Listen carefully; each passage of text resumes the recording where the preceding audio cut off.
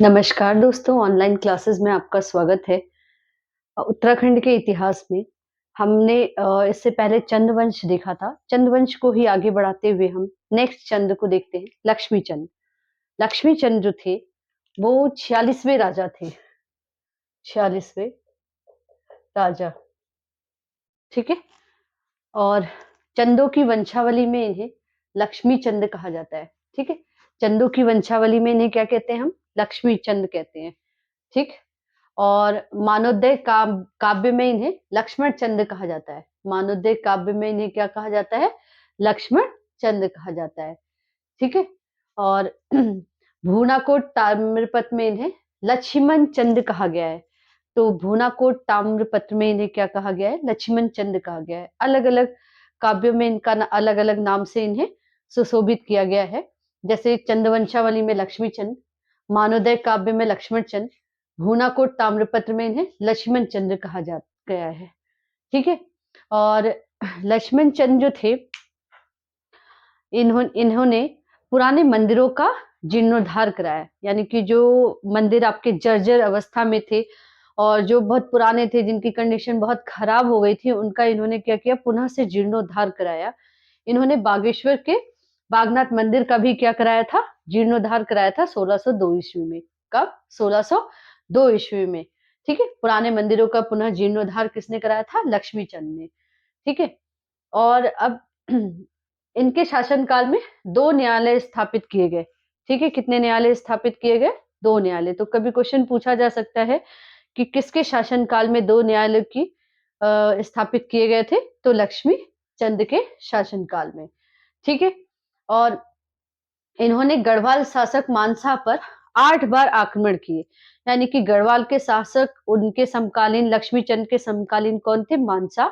और मानसा के शासनकाल में गढ़वाल पे इन्होंने 8 बार आक्रमण किए। 8 में से 7 बार ये क्या हुए? हार गए और 8वीं बार जो है ये जीते। और अंतिम युद्ध में जो है मानसा का एक सेनापति था, खड़क सिंह, ठीक है? तो खड़क सिंह जो है अंतिम युद्ध में मारा जाता है और मार इसलिए जो है कुमाऊँ में खतरवा मनाया जाता है हर साल, ठीक है? तो खतरवा किसके शासनकाल से शुरू हुआ था? लक्ष्मी चंद के शासनकाल से। और ये क्या था? इनका सेनापति जो था, मानसा का सेनापति 8वें युद्ध में, जिसका नाम क्या था? खड़क सिंह। तो सेनापति इनका मारा जाता है और इसीलिए कुमाऊँ में क्या मनाया जाता है? खतरवा का त्योहार मनाया जाता है, ठीक है? और इनकी जो लक्ष्मी चंद के जो कर्मचारी थे, 3 श्रेणियों में बँटे हुए थे। तो वो कौन-कौन से? सरदार, जो परगने का शासक होता था उसको क्या कहा जाता था? सरदार। फौजदार, जो सैन्य अधिकारी होता था उसे हम क्या कहते थे?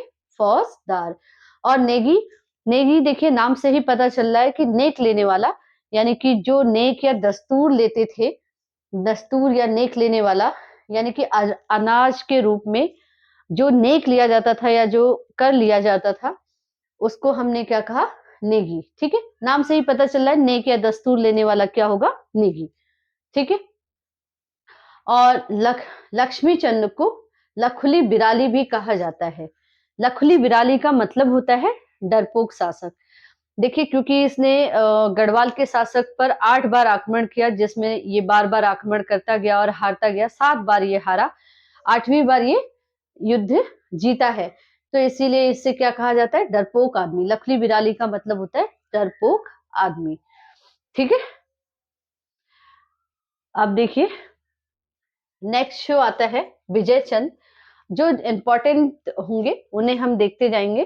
तो विजय चंद जो है, अ, विजय चंद जो है, ये इसका जो शासनकाल है 1624 से 1625 ईस्वी, ठीक है?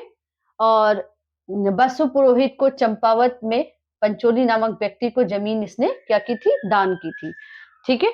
तो पंचोली नामक व्यक्ति को भूमि दान किसने की थी? विजय चंद ने, ठीक है? इसकी हत्या जो है सुखाराम कार्की ने की थी, क्योंकि इसने बड़बुजर की पुत्री से विवाह कर लिया था, इसलिए सुखाराम कार्की ने इसकी क्या कर दी? हत्या कर दी, ठीक है? नेक्स्ट जो शासक है वो है आपके त्रिमल चंद। 1625 से 1638। विजय चंद के शासनकाल में बहुत सारे षड्यंत्र रचे गए और षड्यंत्र के तहत ही इनकी हत्या भी हुई, क्योंकि पहले से ही आपके चंद वंश में क्या हो रहा था, षड्यंत्र हो रहे थे। तो त्रिमल चंद जो है इसको इसके जो वो थे आपके विजय चंद हंता, सुखाराम कार्की जो थे, या इन्हें संग्राम कार्की को इसने क्या करा था, मरवा डाला था। ठीक है। और गढ़युडा ताम्रपत्र में इसे महाराज कुमार भी कहा गया है। त्रिमल चंद्र को क्या कहा गया है, महाराज कुमार। ठीक है। तो विजय चंद हंता, इसे क्या कहा जाता है, विजय चंद का हंता कौन था, सुखाराम कार्की। ठीक है। और संग्राम कार्की ने इसको क्या करा था, मरवा डाला था। सुखाराम कार्की के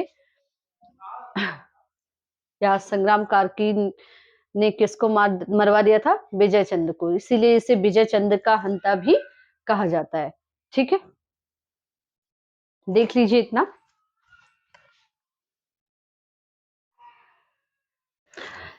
नेक्स्ट जो चंदवंश है वो उसमें आता है आपका बाज बहादुर चंद, जिसका शासनकाल 1638 से 1678 ईस्वी तक रहा। ठीक है, बाज बहादुर चंद। तो बाज बहादुर चंद ने पाशपुर नगर जो उधम सिंह नगर में है की स्थापना की थी।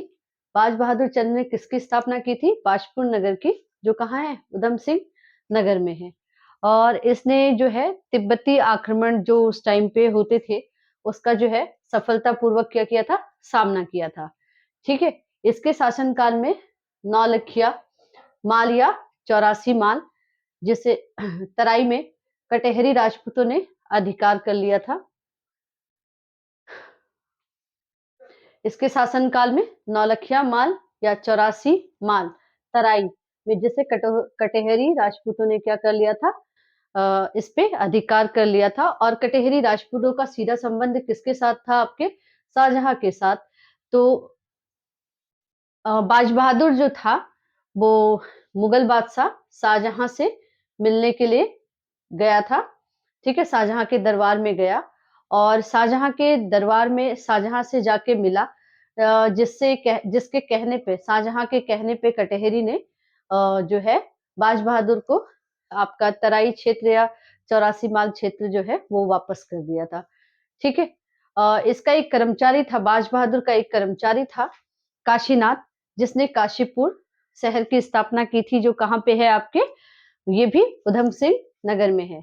ठीक है। फिर कत्यूरियों के गढ़ मनीला गढ़ पर इसने आक्रमण किया। ठीक है। मनीला जो आजकल जिसे आप अल्मोड़ा के नाम से जानते हैं, तो अल्मोड़ा में मनीला गढ़ एक जगह है।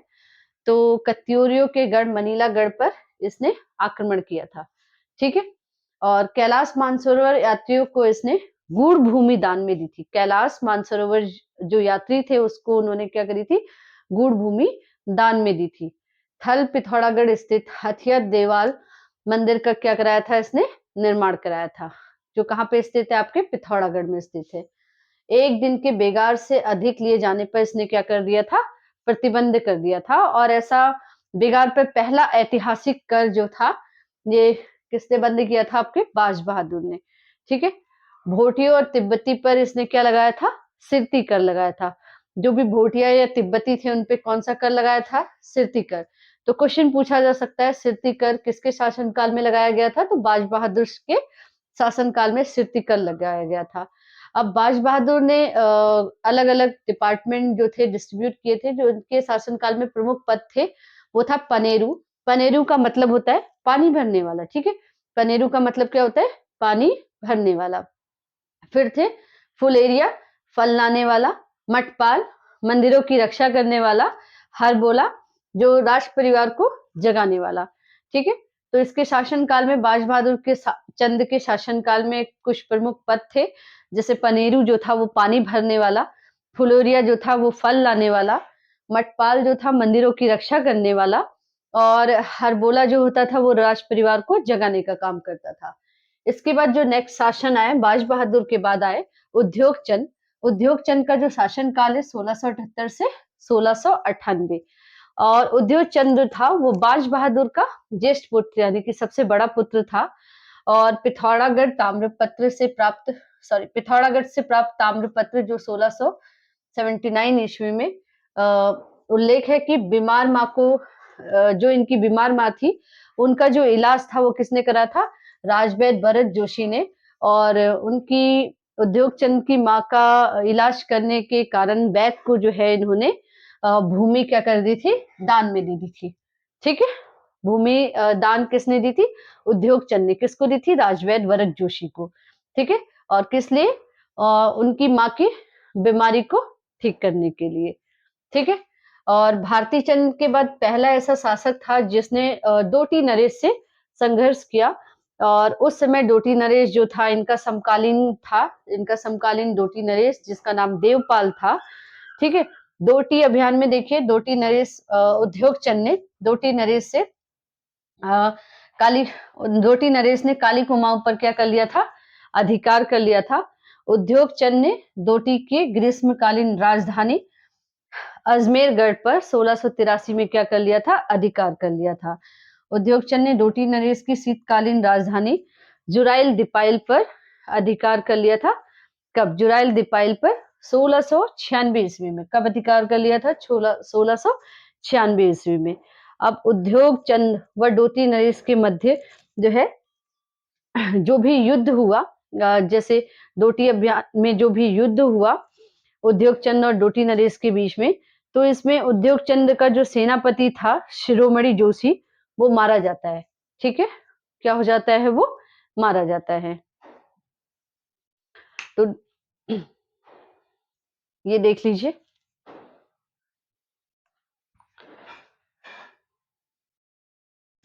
इसके बाद जो नेक्स्ट चंद वंश का शासक है वो है ज्ञानचंद, जिसका शासनकाल 1698 ईस्वी से 1708 ईस्वी तक रहा।